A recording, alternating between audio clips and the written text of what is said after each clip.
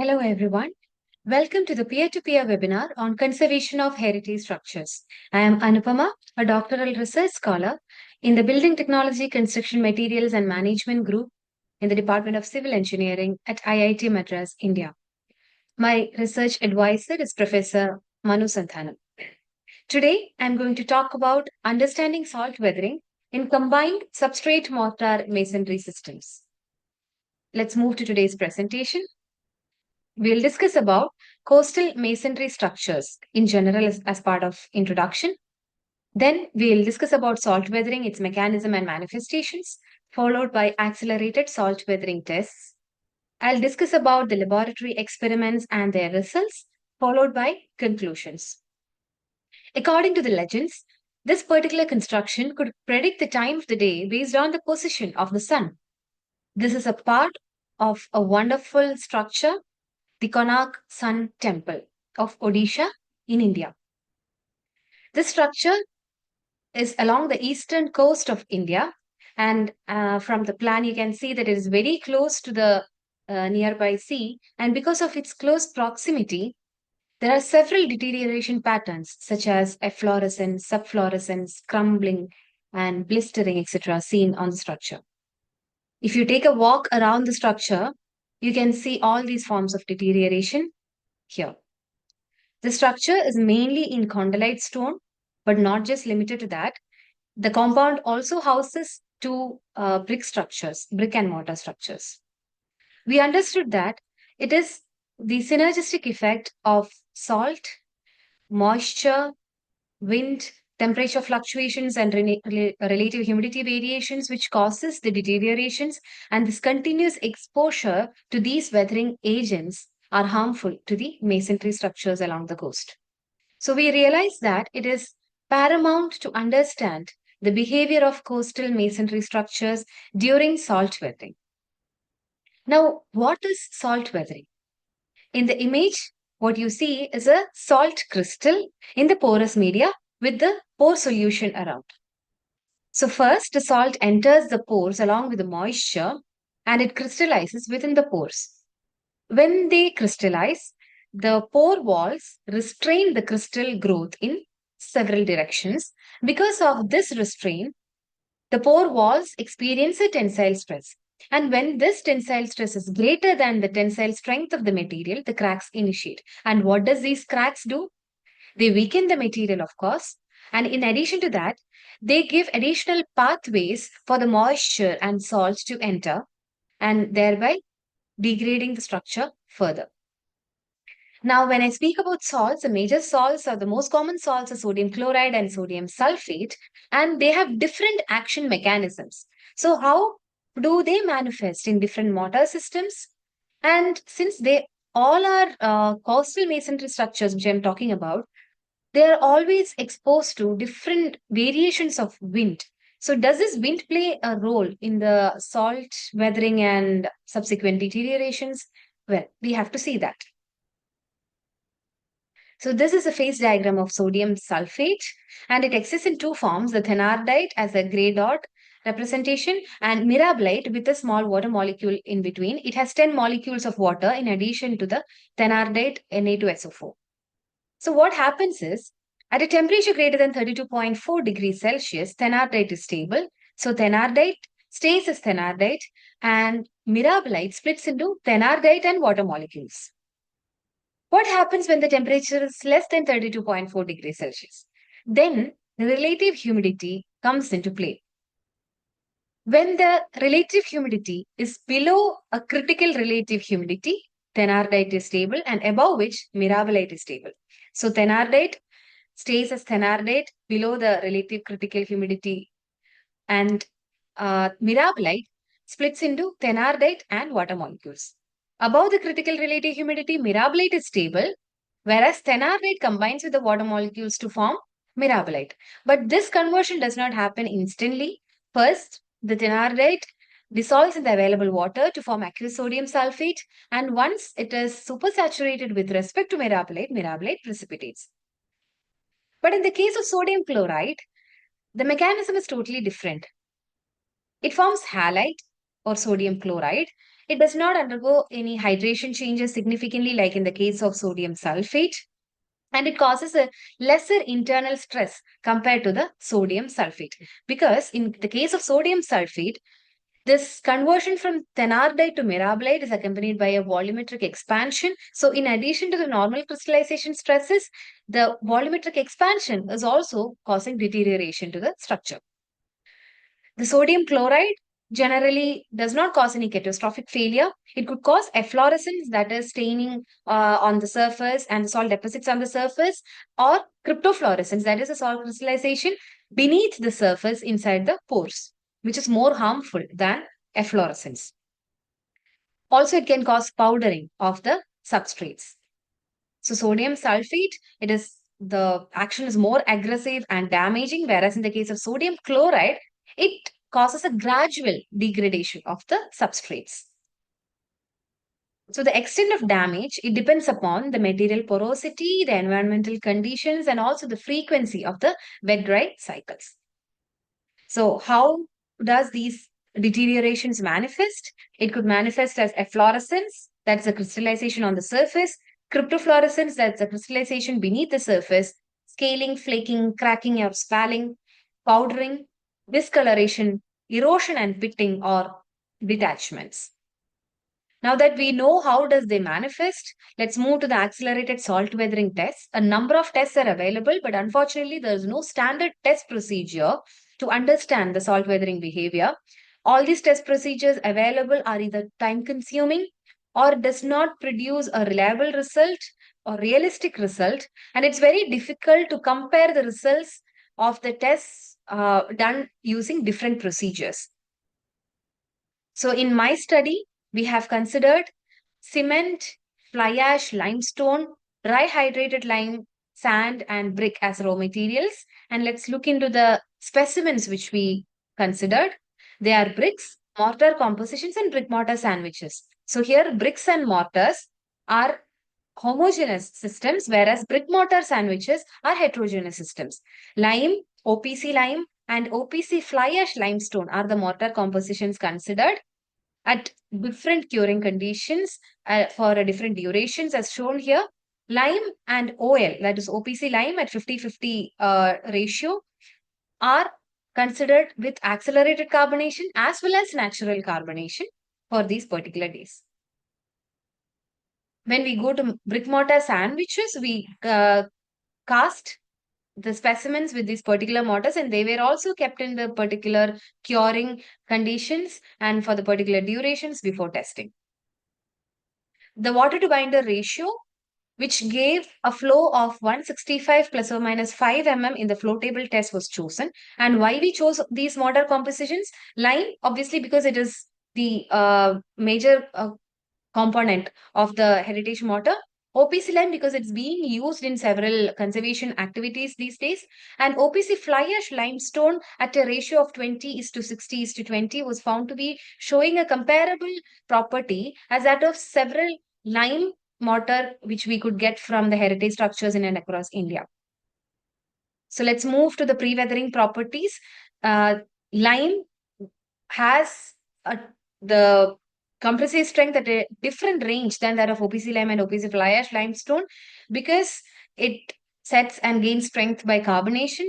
In the case of OPC lime, in addition to carbonation, there is also hydration. In the case of OPC fly ash limestone, there is hydration, pozzolanic reaction. Also, there is a filler effect, and limestone also creates additional nucleation sites for the hydration products to form. So, because of all this, lime has a lower strength compared to OPC lime and OPC fly ash limestone, and that reflects in its resistivity and UPV values as well. Now, let's move to the major part, that is the accelerated salt weathering procedure. We did the tests on 5 centimeter by 5 centimeter cube specimens, and they were considered because they are large enough to be representative and small enough to accelerate the tests. We visually observe it and monitor the weight, followed by an immersion in 5% sodium sulfate solution for 2 hours. Sodium sulfate was considered because of its extensive degradation capacity, and 5% is small enough to be realistic and it is large enough to accelerate the test. Then we keep the specimens for 24 hours in 40 degrees Celsius. And again, for 24 hours in 20 degrees Celsius and 85% relative humidity, each favoring the formation of thenardite and mirabolite, respectively. After this, we split the specimens into two sets. Half of them goes to the wind velocity chamber, where they are exposed to a 5 meter per second wind, and half of them without wind. The wind speed was chosen based on the average wind speed experienced by the structures at a particular height along the eastern coast of India. These are the results. First, what I have shown here is the mass variation of brick specimen on weathering. We can see that the salt ingression and the mass deterioration is happening hand in hand, and that is one of the limitation of assessing the damage based on the mass monitoring. We could see the salt also formation inside the pores from the micrograph here. We can see that there's an initial mass increase due to salt deposition, followed by a subsequent mass decrease due to material degradation. Whatever the case be, we could see that the wind exposed specimens degrade much faster. We could see that the average percentage mass increase along the course of weathering is lesser for wind exposed specimens, and the mass decrease is much higher than the no wind exposed scenario. So we understand that salt crystallization is an evaporation driven process, and hence wind should be playing a role in increasing the evaporation rate and thereby the crystallization deterioration. So in order to understand that, we dried the mortar specimens in the presence and absence of wind.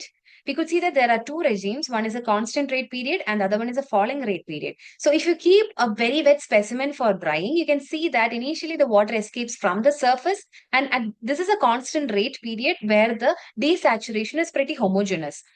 And then when it slips to the falling rate period, the rate at which the water or the moisture is supplied from the interior to the exterior surface is lesser than the evaporation rate, as a result of which the evaporation continues and the drying front moves inward. At this particular regime, desaturation is pretty heterogeneous. And why are we telling all this here? Because the CRP to FRP transition is accelerated by the presence of wind. And when it happens quickly, like in the presence of wind, as shown in the table, salt distribution become localized. And if you have a CRP, which is a longer duration, it facilitates smoother moisture transport. But if the CRP is shorter, that is in the case of wind, it indicates that the moisture transport is not so smooth and the salt accumulation happens in a localized fashion within the material. So if you have a longer FRP, it means that there is a higher chance of cryptofluorescence and it is harmful even in the larger pores. So when I say even it is harmful for in the larger pores, it indicates that the pore size matters and the pore size distribution of the material matters during salt weathering. So here we see the crystal growth in small and large pores. In a small pore, the pore walls restrain the growth of crystal in several directions, and hence the crystallization stress is going to be much higher.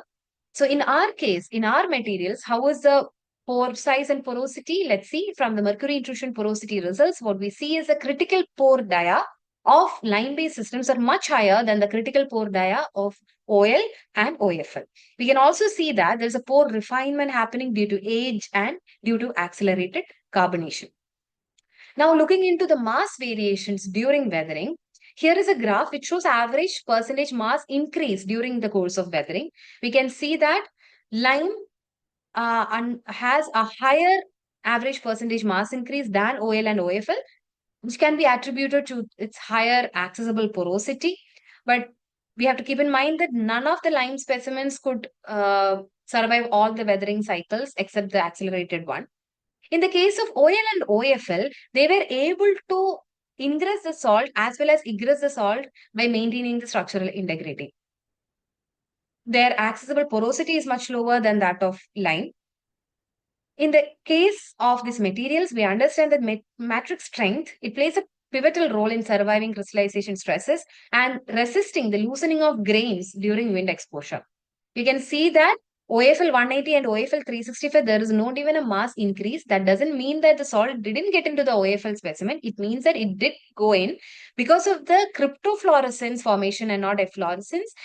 It tend to the removal of the surface layer continuously. So that is reflecting here as a no mass increase because the mass was already going off along with the salt deposition inside. So this graph, it shows the average percentage mass decrease. See here what we see is that for the natural carbonated lime system for 28 days, there's a negative percentage mass decrease.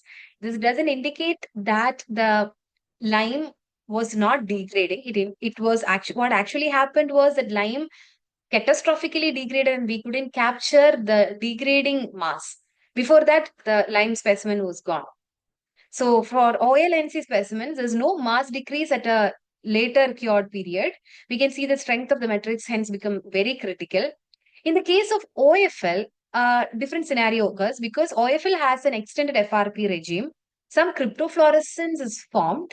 As a result, the surface of the mortar layer, it get detached from the major specimen. So there is an increased mass loss for OFL. This also confirms our observation from the drying regime graph that OFL tends to have cryptofluorescence. So we could also capture the thenardate using XRD, and we see that from near to the surface, more salt is present for OFL, which again confirms the presence of cryptofluorescence in the case of OFL and not in the case of lime and OPC lime. We had a doubt how effective is wind alone in this scenario if the salt is not present. We can identify that the wind was deteriorating the specimens even in the absence of salt.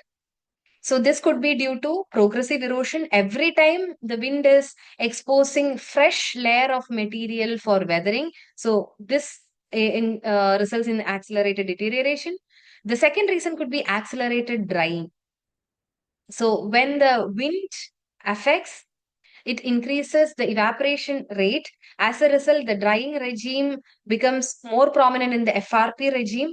And this also results in lack of grain cohesion and the material loss increases. Also, we can understand that sodium sulfate, it attains supersaturation much faster in the presence of wind.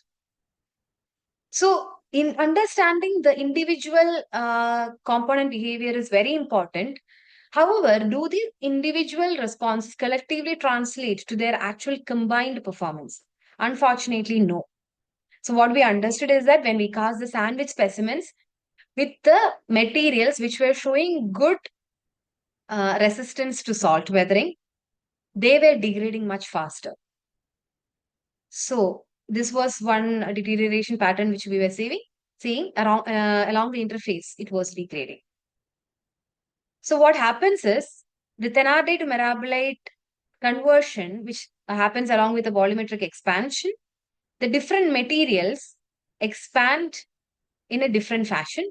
So this results in an interface cracks and it debonds. So there is a high Greek resistance along the interface because of the interpenetration of the pore structure. So if you have a highly porous structure and a very low porous structure, when they interpenetrate at the interface, moisture transport gets slowed down, salt concentration increases at the surface, and it develops microfissures and it debonds. So when we introduce salt by immersion, water from all the sides get into the brick and the mortar with the high Greek resistance, and it results in debonding. So we could see that the sum of intermicropores, the percentage is comparable for brick and lime mortar, but for OFL and OL, it is far different. The porosity is also higher for lime than that of brick, which is favorable because we want the mortar to be sacrificial. Even the critical pore diameter is comparable between brick and lime, but is very different for OL and OFL, which will be increasing the high Greek resistance when we use brick and OL or brick and OFL.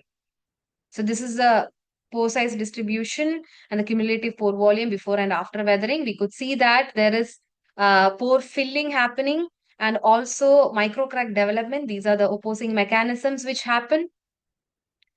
And when we look into the lime mortar, we could see that the nanopores constitute only less than 10%.